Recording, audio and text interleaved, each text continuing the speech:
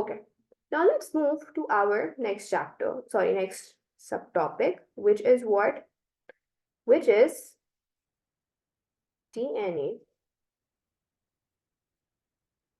replication. अब हर process के लिए हमें कुछ ना कुछ बेसिक चीजें चाहिए होती हैं. डीएनए हमें रेप्लिकेट करना है. डीएनए रेप्लिकेट करने के लिए हमें एक टेम्पलेट स्ट्रैंड चाहिए होगा, एक पेरेंटल डीएनए स्ट्रैंड चाहिए होगा, राइट? तो हमारे पास, अच्छा, सबसे पहली चीज तो जो भी हमने ऊपर मैंने आपको हिंट करने के लिए कही थी, that this process occurs during the S phase of interphase.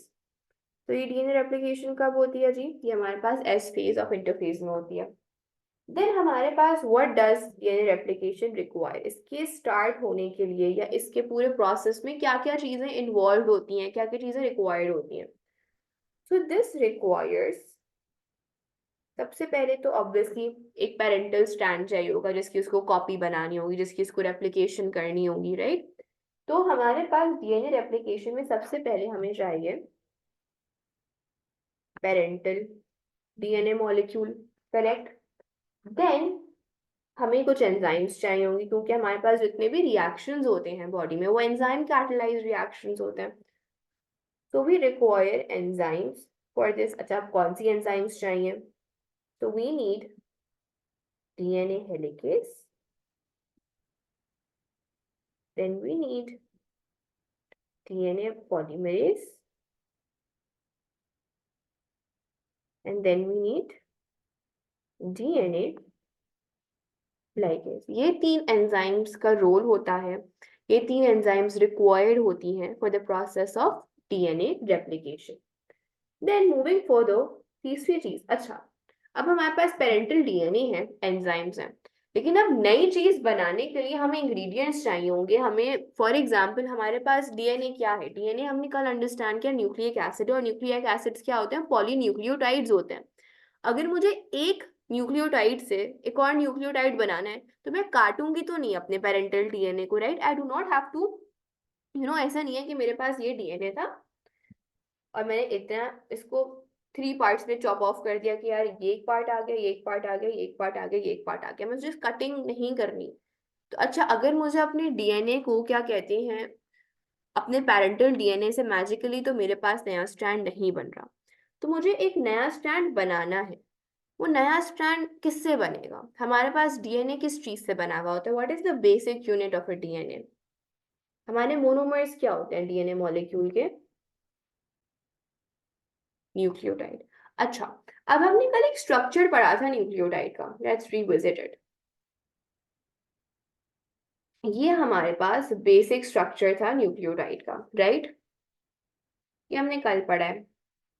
अब इस स्ट्रक्चर में हमारे पास हम क्या देख रहे हैं? We have a pentose sugar which is deoxyribose for a DNA.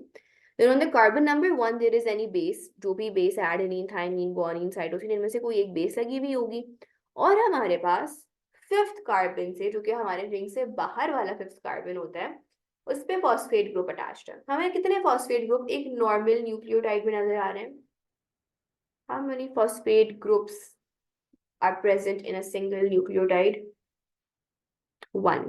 Very good. तो हमारे पास जो बेसिक स्ट्रक्चर ऑफ न्यूक्लियोटाइड है उसमें कितने वो है फॉस्फेट ग्रुप्स? उसमें हमारे पास 1 फॉस्फेट ग्रुप प्रेजेंट है. ठीक है ना? हमारे पास ये जो 1 फॉस्फेट ग्रुप वाला न्यूक्लियोटाइड होता है, ये हमारे पास एक्टिवेटेड नहीं होता. ठीक है, ये हमारे पास नॉर्मल न्यूक्लियोटाइड है. अब हमारे पास डीएनए रेप्लिकेशन जो एक प्रोसेस है ना, उसके लिए हमें चाहिए एक्टिवेटेड न्यूक्लियोटाइड. अब मैं एक सिंपल सी बात करूं, हम कहते हैं ना this person is a very active person and this person is a not very active person. Active person से क्या मुराद है? कि इस इंसान में बहुत एनर्जी है. हमारे पास ये जो आपके सामने स्ट्रक्चर है न्यूक्लियोटाइड का, ये नॉन एक्टिवेटेड न्यूक्लियोटाइड है, ये अभी एक्टिव नहीं है, इसमें एनर्जी नहीं है. डीएनए रेप्लिकेशन के लिए हमें एक्टिवेटेड न्यूक्लियोटाइड चाहिए. डीएनए रेप्लिकेशन एक बेसिकली प्रोसेस है ना, किसी भी प्रोसेस को परफॉर्म करने के लिए आपको एनर्जी चाहिए होती है, राइट? सो हमारे पास न्यूक्लियोटाइड, नॉर्मल न्यूक्लियोटाइड हमें रिक्वायर्ड नहीं होता. डीएनए रेप्लिकेशन में हमें एक्टिवेटेड न्यूक्लियोटाइड रिक्वायर्ड होता है. अच्छा जी, एक्टिवेटेड न्यूक्लियोटाइड चाहिए, ठीक है। अब इस न्यूक्लियोटाइड को, एक नॉर्मल न्यूक्लियोटाइड को हम एक्टिवेटेड न्यूक्लियोटाइड में कैसे कन्वर्ट करें? हमारे पास एक्टिवेशन के लिए क्या चाहिए होती है? एनर्जी चाहिए होती है। सेल में किसी भी प्रोसेस के लिए जब हमें एनर्जी रिक्वायरमेंट होती है, तो वो एनर्जी कौन सी एनर्जी होती है? सेल की एनर्जी करेंसी क्या है? What is that molecule which provides you with energy? ATP. Very good. So अच्छा, हमारे पास बेसिकली हमें एक्टिवेटेड न्यूक्लियोटाइड चाहिए। उस एक्टिवेटेड न्यूक्लियोटाइड को एक्टिवेट करने के लिए हमें पहले एनर्जी चाहिए। तो वो एनर्जी हमें क्या चाहिए? Energy in the form of ATP required. तो एनर्जी भी हमारे पास एक रिक्वायरमेंट ऑफ दिस प्रोसेस। अच्छा, एनर्जी आ गई, एटीपी आ गया। अब एटीपी ने कहा यार मैं तो आ गया हूँ, रिक्वायर्ड भी। Now what do I do? हमारे पास एटीपी क्या है? एटीपी में हमारे पास बेसिकली एटीपी का भी स्ट्रक्चर अभी हम नेक्स्ट क्लास में या इसके बाद वाली क्लास में पढ़ेंगे, जो कि हमारे पास होता है adenine. ATP is basically adenosine triphosphate. Triphosphate triphosphate का मतलब ये है कि एक एटीपी मॉलिक्यूल में कितने फॉस्फेट ग्रुप्स हैं? ट्राई, 3 फॉस्फेट ग्रुप्स हैं। तो हमारे पास basically I remember I told you कि जब भी फॉस्फेट ग्रुप टूटता है तो एनर्जी रिलीज होती है, तो ऐसे हमारे पास एनर्जी आती है। तो व्हाट हैपेंस इज कि हमारे पास नॉर्मल न्यूक्लियोटाइड में तो क्या होता है? नॉर्मल न्यूक्लियोटाइड में हमारे पास होते हैं जी खाली एक फॉस्फेट ग्रुप। एक्टिवेटेड न्यूक्लियोटाइड के लिए हमें चाहिए होते हैं 3 phosphate groups.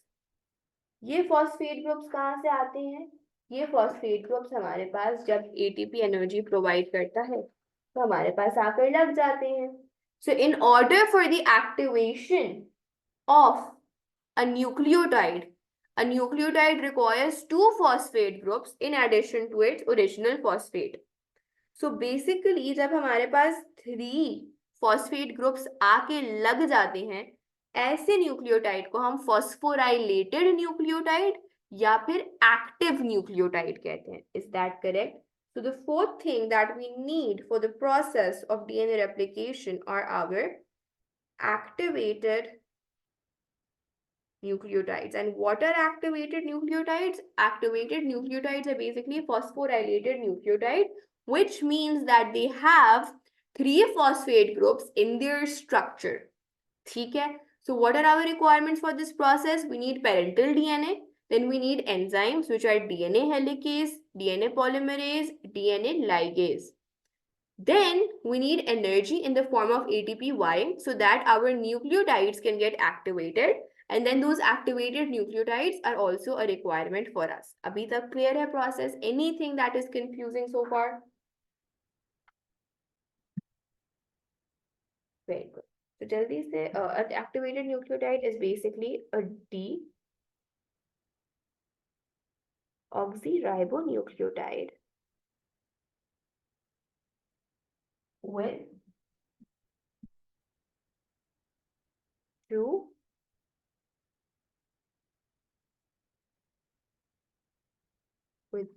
additional phosphate groups. Now, हमारे पास डीएनए रेप्लिकेशन की एक और बात होती है, और वो ये है DNA replication is semi conservative. अच्छा, अगर मैं आपसे रिमेंबर वी यूज्ड टू से दिस वर्ड इन माइटोसिस कि हमारे पास माइटोसिस में जो क्रोमोसोमल नंबर है वो कंजर्व हो रहा होता है। कोई भी चीज अगर कंजर्व हो रही है तो इसका मतलब हम उसको सेव कर रहे हैं, हम उसको प्रोटेक्ट कर रहे हैं, हम उसको चेंज नहीं कर रहे हैं। कंजर्व का मतलब क्या होता है? that number or that thing, it is not, it is being preserved। इस तरह से आप कह लो, you are protecting something from change, from harm, right? Conservative का मतलब होता है कि अगर 46 थे, ये मैं डीएनए रेप्लिकेशन के एतबार से नहीं कह रही, मैं माइटोसिस के थ्रू आपको कंजर्वेटिव का मतलब समझाना चाह रही हूँ कि कोई चीज अगर फुल्ली कंजर्व होती है तो इसका मतलब है जो पहले थी वो ही बाद में। Semi conservative, semi circle, circle का क्या फर्क होता है? सर्कल पूरे राउंड फिगर को कहते हैं, semi circle half of that circle होता है। तो सेमी कंजर्वेटिव का क्या मतलब होता है? हाफ या फिर partial conservation. Half of partial conservation का क्या मतलब है कि हमारे पास कौन सी चीज रेप्लिकेट हो रही थी? What was replicating? Parental DNA replicate हो रहा था। तो यानी हमारे पास जब न्यू डीएनए बनेगा तो उसमें half of the original DNA होगा। Let's understand what does that mean. थोड़ा सा अभी सुनने में कंफ्यूजिंग लग रहा है बट अभी बिल्कुल क्लियर हो जाएगा।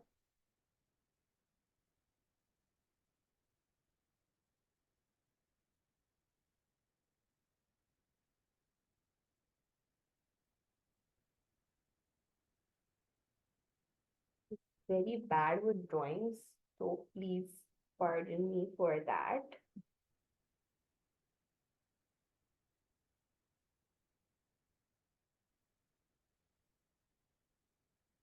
ये मेरे पास एक पैरेंटल डीएनए है, ठीक है। अब ये पैरेंटल डीएनए है, इसकी क्या होनी है? रेप्लिकेशन होनी है। तो होगा क्या? अच्छा, डबल स्ट्रैंडेड नजर आ रहा है आपको? टू हेलिकल स्ट्रैंड्स हैं, ठीक है, एक पेरेंटल डीएनए में। अब इसकी रेप्लिकेशन होनी है। तो हमारे पास जो डॉटर डीएनए बनेंगे ना, as a result of DNA replication, उनमें होगा क्या कि एक तो पेरेंटल स्ट्रैंड होगा, इसको भी। तो बेसिकली ये दो जो स्ट्रैंड्स थी ना पेरेंटल डीएनए के, उसमें से एक एक डॉटर डीएनए के पास चला गया और एक एक डॉटर डीएनए के पास चला गया। अब हमारे पास ऑब्वियसली ये एक, हमारे पास ये क्या है? Sugar phosphate backbone. ये भी शुगर फॉस्फेट बैकबोन है। शुगर फॉस्फेट बैकबोन किस चीज से बनी हुई होती है? न्यूक्लियोटाइड से बनी हुई होती है। अच्छा, अब इनके जो न्यूक्लियोटाइड्स हैं, अभी इनके बीच में ये स्प्लिट हुए हुए हैं ना दोनों स्ट्रैंड्स, तो अगर स्प्लिट हुए हुए हैं तो इनकी जो हाइड्रोजन बॉन्डिंग है वो टूटी हुई है। Obviously we have cut them, one have gone to this side, one have gone to this side, there is no hydrogen bonds present. तो जो हमारे पास बेसेस हैं वो क्या है? वो अनबॉन्डेड है, राइट? फॉर एग्जाम्पल, ये मेरे पास ए है, make it a little clearer. ये मेरे पास ए है, जी, ए, टी, सी, जी। मेरे पास कोई बॉन्डिंग नहीं हुई भी यहाँ पे। अच्छा, यहाँ पर क्या होगा? यहाँ की भी बेसिस बना देते हैं जल्दी से। Okay, so let me just increase this a little bit.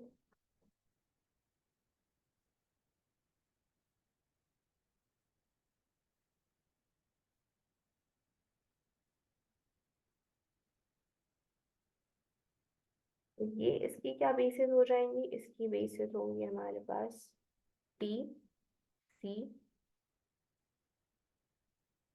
T, ए, जी, सी। अच्छा, अब हमारे पास ये स्प्लिटिंग हो गई है। हमारे पास जो ये पेरेंटल डीएनए है, it is now a template, ठीक है।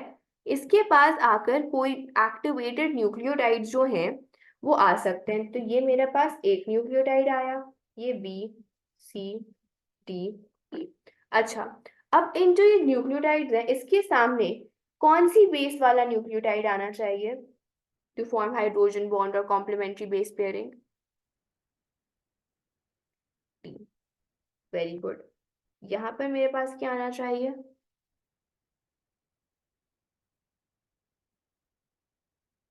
सी। Then over here T. एक मिनट, ये इसके सामने है, इसको मैं देख लूं।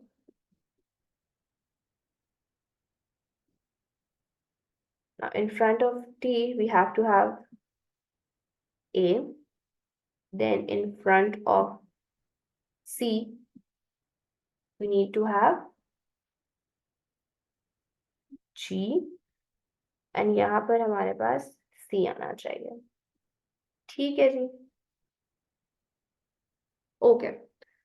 अब हमारे पास शुगर फॉस्फेट बैकबोन भी क्रिएट होनी चाहिए, तो साथ ही साथ क्या हो रहा होगा? साथ ही साथ हमारा फॉस्फो डाइएस्टर बॉन्ड्स भी बन रहे होंगे। तो हमारे पास डीएनए रेप्लिकेशन में फॉस्फोडाइएस्टर बॉन्ड्स भी बन रहे होते हैं राइट, एक्टिवेटेड न्यूक्लियोटाइड जो आकर बन रहे होते हैं और हमारे पास कॉम्प्लीमेंट्री बेस पेयरिंग भी हो रही होती है। Once this entire phosphodiester bond बन गए, phosphate backbone, sugar phosphate backbone complete हो गई एक्टिवेटेड न्यूक्लियोटाइड्स की, अब हमारे पास हाइड्रोजन बॉन्डिंग भी हो जाएगी and now we will have what, our structure will be something like this.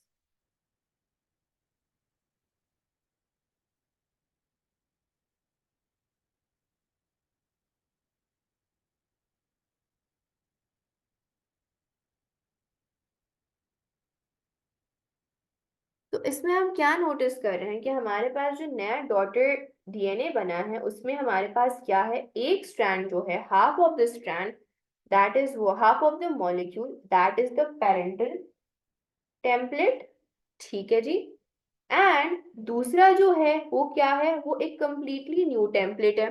So can you see how it is semi conservative. जो parental DNA था, उस पेरेंटल डीएनए का जो सीन है, उसका जो स्ट्रैंड है, उसका एक स्ट्रैंड हमारे डॉटर सेल डॉटर डीएनए में पास डाउन हो रहा है और एक न्यू स्ट्रैंड साथ साथ बन रहा है। तो हमारे पास आधा डीएनए मॉलिक्यूल ऑफस्प्रिंग में कह लो या न्यू मॉलिक्यूल में कह लो, आधा पेरेंटल ट्रांसफर हो रहा है और आधी जो चीज है वो नई बन रही है। तो आधी कंजर्वेशन पेरेंटल स्ट्रैंड की हो रही है और आधी हमारे पास न्यू चीज एक फॉर्मुलेट हो रही है। That is why DNA replication is what, DNA replication is a semi-conservative process. Is that clear?